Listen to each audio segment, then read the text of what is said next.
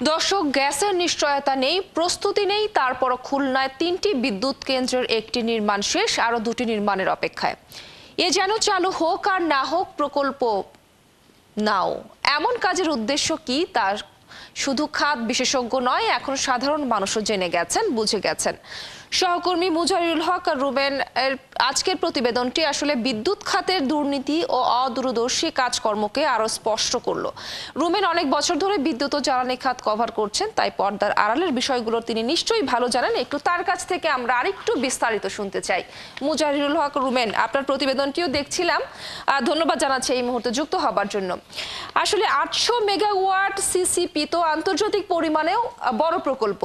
জ্বালানি নিশ্চিত না করেই এত টাকার একটি প্রকল্প আসলে কিভাবে হয়? এর পেছনে কি উদ্দেশ্য কাজ করেছে বলে আপনি মনে করেন?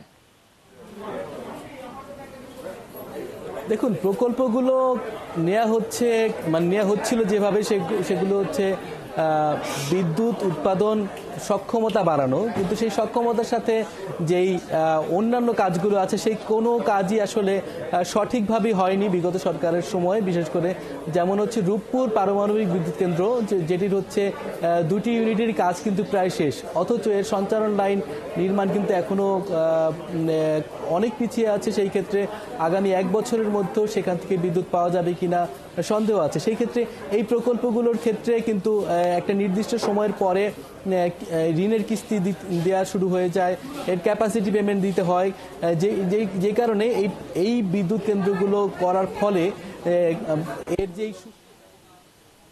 এর থেকে যেই সুবিধা পাওয়া,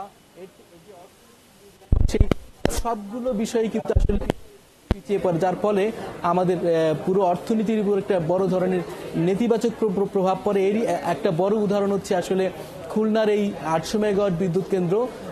এটি কিন্তু আসলে গ্যাস ভিত্তিক একক বিদ্যুৎ কেন্দ্র হিসেবে দেশের সবচেয়ে বড় বিদ্যুৎ কেন্দ্র।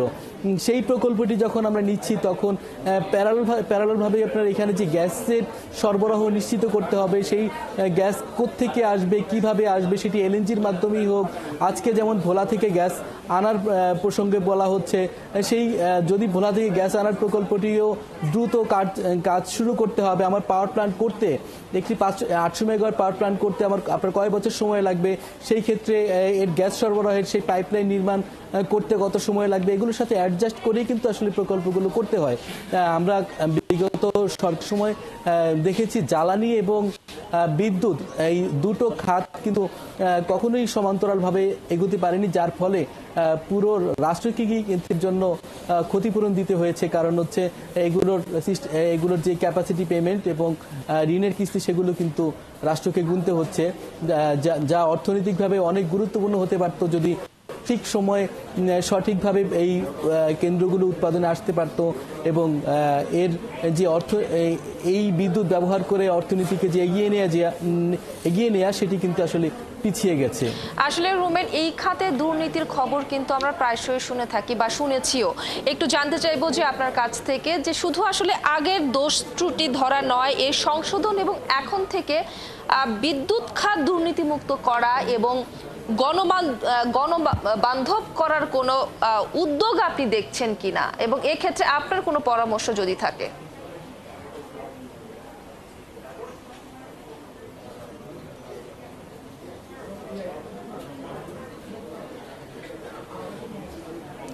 রুমেন, আমাকে শুনতে পাচ্ছেন?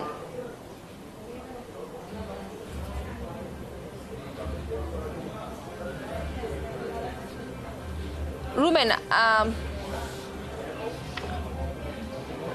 আচ্ছা, আপনার কাছে আমার দ্বিতীয় এবং শেষ যে প্রশ্নটি ছিল, হাতে আসলে সময় খুবই কম। আসলে বিদ্যুৎ খাতে দুর্নীতির কথা আমরা শুনেছি, অনেক প্রতিবেদনও দেখেছি।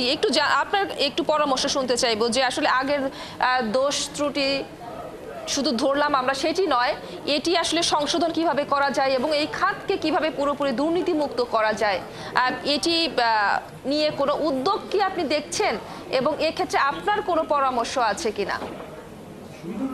খুবই আশাবাদী একটি বিষয় হচ্ছে আপনার এই মুহূর্তে অলরেডি একটি বিশেষায়িত কমিটি গঠন করে দেওয়া হয়েছে, যেই কমিটি দেখবে যে বিগত সরকারের সময় আপনার বিদ্যুৎ খাতের এবং জ্বালানি খাতের যে উদ্যোগগুলি নেওয়া হয়েছে সেই উদ্যোগগুলোর ক্ষেত্রে কোন ক্ষেত্রে কত কম খরচ করা যেত এবং সেই ক্ষেত্রে কতটা বেশি খরচ করা হয়েছে সেগুলোকে পুনর্মূল্যায়ন এবং সেগুলোকে নতুন করে আলোচনায় এনে সেই সমাধান করা যায় কিনা, একই সাথে যেসব বিদ্যুৎ কেন্দ্র আপনার বেশি খরচের সেগুলোকে বেশি চালানো হচ্ছে, বেশি চালানোর যে অভিযোগগুলো আছে সেগুলো খতিয়ে দেখছে এবং কম খরচের বিদ্যুৎ কেন্দ্রগুলো থেকে বেশি বিদ্যুৎ উৎপাদন করা যায় কিনা, বেশি সময় সেগুলো থেকে সুবিধা নেওয়া যায় কিনা, এগুলোর মধ্য দিয়ে বিদ্যুতের যেই আপনার দাম সেই দাম নিয়ন্ত্রণ করার ক্ষেত্রেও কিন্তু সরকারের একটি বড় উদ্যোগ আছে। তাদের প্রথম দিকেই কিন্তু আসলে জ্বালানি উপদেষ্টা প্রথম সাংবাদিকদের সাথে যেদিন কথা বলেন সেদিনই বলেছেন যে বিদ্যুতের দাম বাড়ানো নয় বরং কমানোর